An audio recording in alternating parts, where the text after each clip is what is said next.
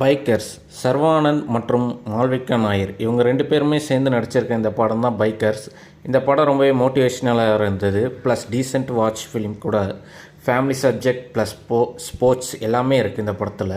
இந்த படத்தோடைய கதை பார்த்திங்கன்னா 1993 இல்லைனா 94 அந்த டைமில் நடக்கிற மாதிரி காமிச்சிருப்பாங்க. 2 ஸ்ட்ரோக் இன்ஜின் தான் இருந்திருக்கும். அப்போ அந்த டைமில் வந்து மோட்டார் சைக்கிள்லாம் அந்த அளவுக்குலாம் ஃபேமஸ் கிடையாது.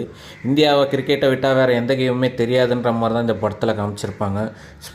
ஸோ மோட்டர் பைக்கு ரேசிங்லாம் சான்ஸே கிடையாது, யாருக்கும் தெரிஞ்சிருக்க. அப்படி இருக்கும்போது ஒரு ஸ்பான்சர் வந்து இவங்களுக்கு ஸ்பான்சர் பண்ண வராங்க.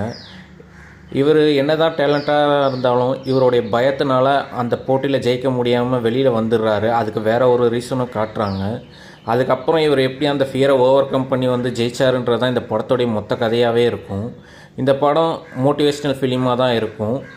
யாருக்காவது மோட்டிவேஷ்னலாக ஒரு ஃபிலிம் பார்க்கணுன்னா கண்டிப்பாக இந்த படம் ட்ரை பண்ணலாம்.